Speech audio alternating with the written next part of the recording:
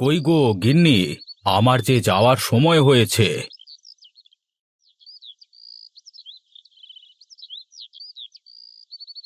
বলি, সাত সকাল করে কোথায় থাকো বলো তো তুমি? জানো না, সকাল করে আমার ঘরের লক্ষ্মীকে না দেখে আমি কোথাও বের হইনে। হুম। ঠং। রোজ রোজ সকাল করে আমার আরো সব রসের কথা শুনতে ভালো লাগে না। জীবনে তো একটা হীরের হারও কিনে দিতে পারতে, তাও না হয় বুঝতাম। আহা, রাগ করছো কেন গিন্নি? শোনো শোনো, এবার বড় পুজোর আগে তোমাকে ঠিক একটা হীরের হার কিনে দেব, বুঝলে? কথা দাও তাহলে, এবার আমাকে বড় পুজোর আগে হীরের হার কিনে দেবে। হ্যাঁ, ঠিক আছে ঠিক আছে। এই যে কথা দিলাম কিনে দেব। এবার একটু হাসো দেখি। হ্যাঁ, তোমার হাসি মুখটা দেখে বের হই।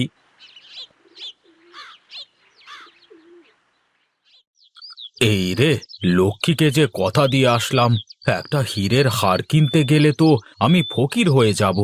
কেন যে কথা দিতে গেলাম। ও প্রতাপদা, প্রতাপদা, এত দেরি করে দোকানে যাচ্ছ আজ? আরে আমার দোকানে আমি দেরি করে যাব না সকাল সকাল যাব, তা কি তোর কাছে শুনে যেতে হবে নাকি? ধুর, আমার কথায় কেন যাবে তুমি? আজ একটু দেরি করে যাচ্ছ তো, তাই বললাম। হেহ, আমি তো আর তোর মতো দু পয়সার মাটির পুতুল বিক্রি করি নে, যে আমার এত সকাল সকাল আসা লাগবে। আমার ভুল হয়েছে গো। যাও, তুমি তোমার দোকানে যাও। হায় রে মানুষ, দুদিনের এই দুনিয়ায় কতই আর বাহানা করবে।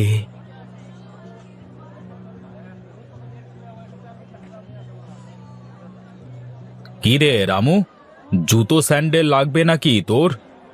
কি? এই জুতো স্যান্ডেল না লাগলে কি তোমার দোকানের সামনে আসা যায় না? হ্যাঁ, তা আবার আসা যাবে না কেন? তোর ওই তাকানো দেখে মনে হলো তোর জুতো স্যান্ডেল কিছু একটা দরকার। হ্যাঁ, তুমি ঠিকই ধরেছো দাদা। আসলে ওই যে কথায় আছে না, আহ, কথায় কি আছে রে রামু? হ্যাঁ, মানুষ কয় ওই যে শোনো না, এই নাপিতের নজর থাকে কপালের দিকে, যে মানুষের চুল বড় হলো নাকি, আর জুতোর দোকানির নজর থাকে মনীষের পায়ের দিকে, যে জুতো জোড়া ছিঁড়লো নাকি।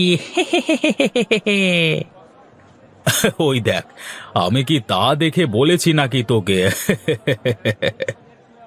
এটা দেখাও দেখি, এক জোড়া স্যান্ডেল। এই মাঠে ঘাটে কাজ কাম করে করে এই স্যান্ডেল জোড়া ছিঁড়ে ছিঁড়ে ছিঁড়ার আর জায়গা নেই গো। এই নে। খুব ভালো স্যান্ডেল, এটা তুই টেনেও ছিঁড়তে পারবি নে। হ্যাঁ, সে আমি জানি। দেখি আগে ভালো করে, তারপর পছন্দ হলে নেব। হ্যাঁ দাদা, এই পছন্দ হয়েছে গো। এখন ক টাকা দেবো কও দেখি? তুই ভাই মানুষ, তুই 200 টাকা দিলেই হবে। বাবা রে বাবা, টাকা কি গাছের পাতা নাকি যে তুমি চাইবে আর আমি ছিঁড়ে ছিঁড়ে এনে দেব? এই স্যান্ডেলের দাম এত? বাপ রে বাপ! হ্যাঁ, তুই বুঝতে পারিসনি রে, এই স্যান্ডেল বিদেশের থেকে নিয়ে আসা, বুঝলি? এই রাখো তো, বিদেশের স্যান্ডেলই হোক আর দেশের স্যান্ডেলই হোক, ও তো পাই থাকবে তাই না? হ্যাঁ, তুমি আমাকে ওই 50 টাকার ভেতরে এক জোড়া স্যান্ডেল দেখাও। না রে ভাই, আমার কাছে তেমন স্যান্ডেল নেই। যা যা, তুই অন্য জায়গায় গিয়ে দেখ।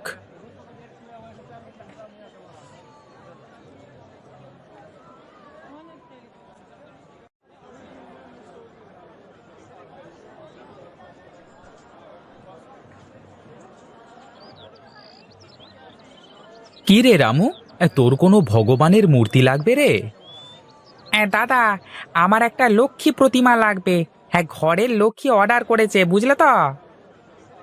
এই নে রামু, এই তোর লক্ষ্মী প্রতিমা। হ্যাঁ দাদা, কত দেবো তোমাকে? হ্যাঁ, তোর যা মন চায় তাই দিয়ে যা।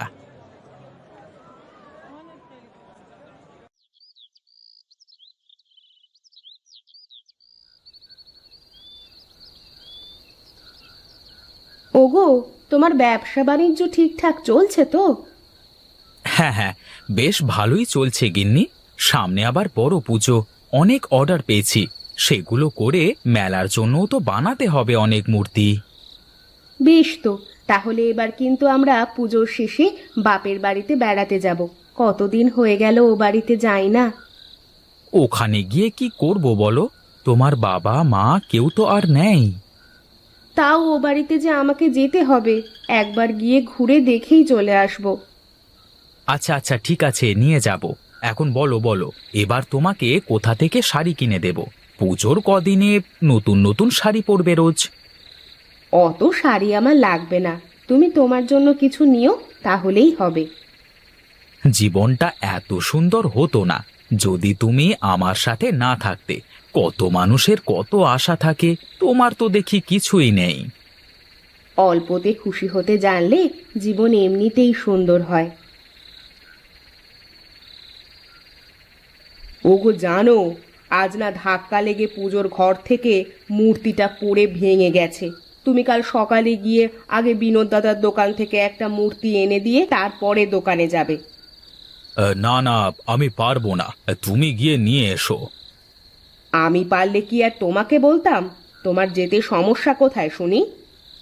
হ্যাঁ হ্যাঁ, সমস্যা আছে, আমি যেতে পারবো না ব্যাস। ঠিক আছে, তাহলে কাল থেকে তোমার জন্য ভাতও রান্না করব না। আচ্ছা আচ্ছা, সে সকালে দেখা যাবে, এখন একটু ঘুমাতে দাও আমাকে।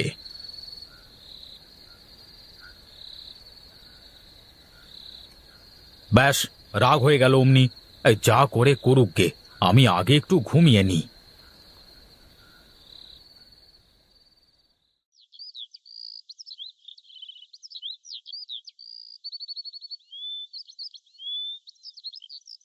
কি খবর দাদা?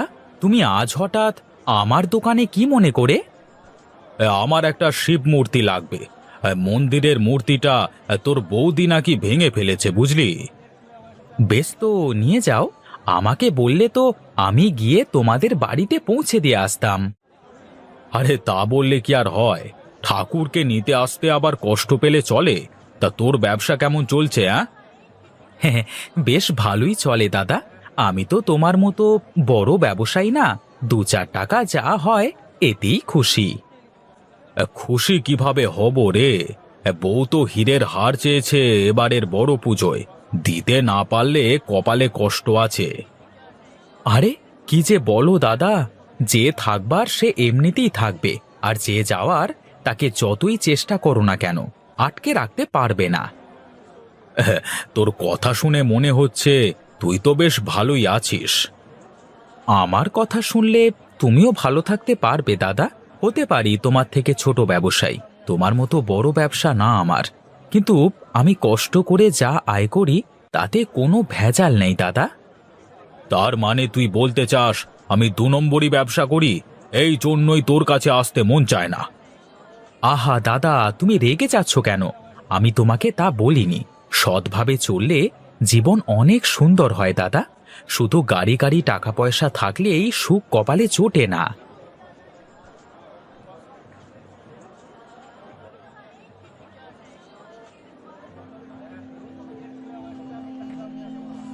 হায় হায় রে, আমার এ কি সর্বনাশ হলো রে! এখন আমি কি করব?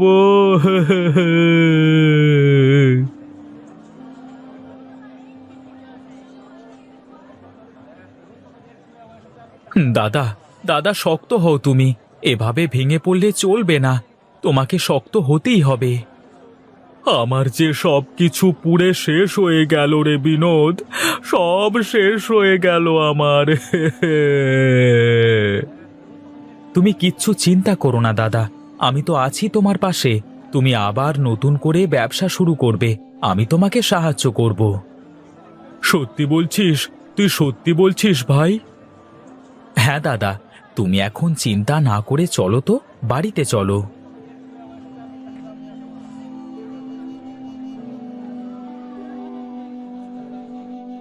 এই নাও দাদা, এই শিব মূর্তিটা দোকানে সুন্দর করে রেখে দাও, দেখবে কোনো অশনি শক্তি কিচ্ছু করতে পারবে না।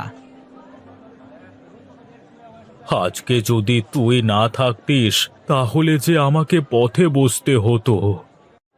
শোনো দাদা, বড়লোক গরিব লোক কারোর গায়ে লেখা থাকে না। সৎভাবে বাঁচলে জীবন সুন্দর, তাই লোভ করা যাবে না। এখন থেকে আমি আর কারোর কাছে চড়া দামে জুতো বিক্রি করব না। প্রয়োজনে গরিব অসহায়দের ফ্রিতে জুতো দান করব। এ কথা ভুলেও বলো না দাদা, তাহলে কিন্তু আবার দুদিন পরেই ব্যবসায় ভুট হয়ে যাবে।